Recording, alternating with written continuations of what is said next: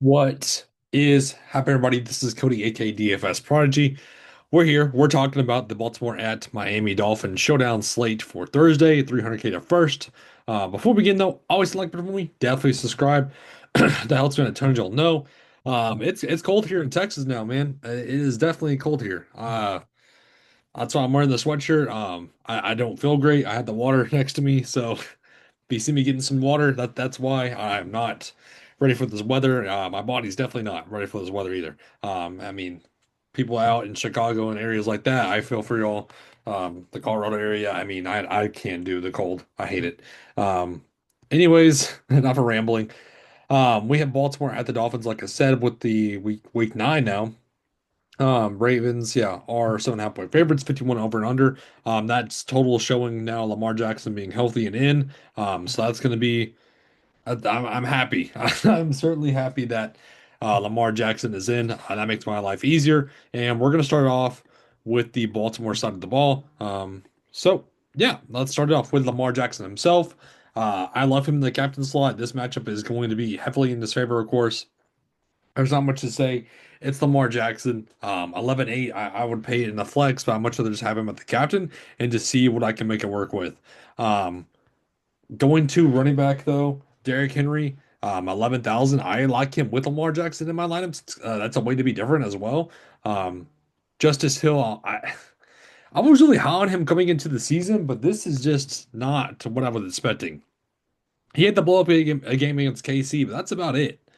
He had that big run, and that's literally it. So Keaton Mitchell is not really getting a run either. Ricard's seeing the most amount of snaps compared to the running backs, other than the Derrick Henry.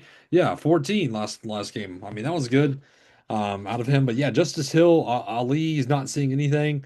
Mitchell, it's just these running backs aren't going to get you there. Um, Looking at receivers though, Zay Flowers 9-4. Rashad Bateman 6-4, Hopkins 4-2, Wallace is 3,000, and Walker's 1-2. For me, it's Zay Flowers. I know that's not really a hot take.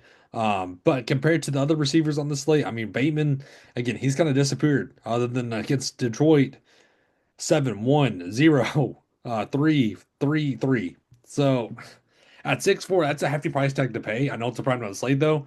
Zay Flowers, though, I just much rather go to him for the production that we're getting. DeAndre Hopkins is a touchdown to bust option, certainly. Um, if he's not scoring that touchdown like he did in week one and week two, he's not going to get you much. He's playing good snaps, though. He is.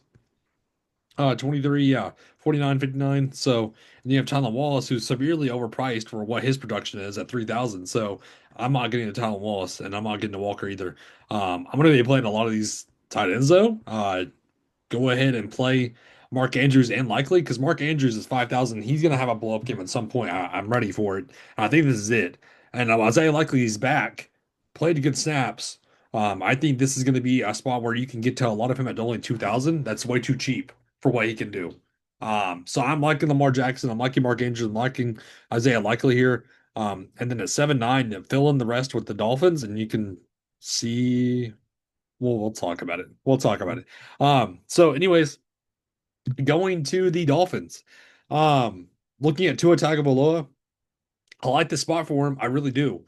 The Baltimore defense isn't what it is this past season.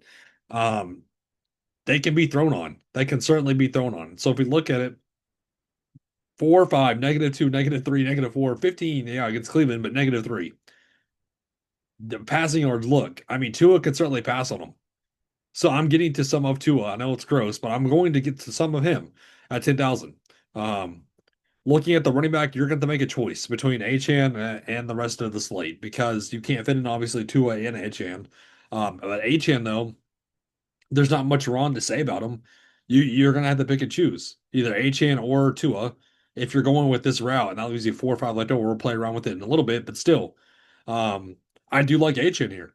Ollie Gordon saw the most snaps that he has all year last slate, but I don't think that's consistent. I don't think that's going to happen again. Jalen Wright, oh my bad. Jalen Wright, I'm not really getting to at 1,000. I don't like that out of him. And then looking at receiver, Jalen Waddle is 10-4. Super boomer bust. Super boomer bust. So what you're getting out of him, it's a guessing game. Malik Washington at 4-8. He's been consistent with his snaps and seeing targets. I do like that Malik Washington price tag, and I do like Westbrook Akine. I know he hasn't looked great, but he's playing snaps. That's all we want is snaps. Similar to Cedric Wilson. Um, if you look at Cedric Wilson, I mean, he's playing decent snaps. Westbrook Akine, Malik Washington, and the next up is Jalen Waddle, of course. So you could take a dart on one of these guys. You could certainly take a dart on Washington, Westbrook, or Cedric Wilson, even at $800 to make it work in their lines. But I do like these receivers. And then looking at the tight ends, let me get a drink. Hold on. Looking at the tight ends, Julian Hill's questionable. So we need to know what's going on with him. He wasn't spotted at practice. Tanner Connor played the most snaps last week. I don't like Tanner Connor at 2A. I'm much rather just go to Dolich or Rusi, who are playing a decent amount of snaps as well. Um, yeah, it's just tough to get to these tight ends because they're not going to play them. So, anyways, yeah, let's try to build something really quick, and then we'll get out of here. So, if you want to go with Achan,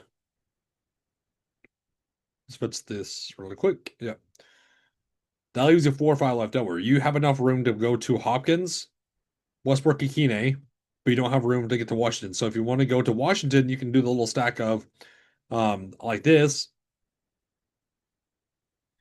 That leaves you 1-1 left over, so you could certainly do it. I did not talk about kickers. So looking at Riley Patterson, I'm much rather just going to tie the loop personally. I'm not really getting the defenses though. But anyways, yeah, this is the Thursday night football slate. I'm excited about it.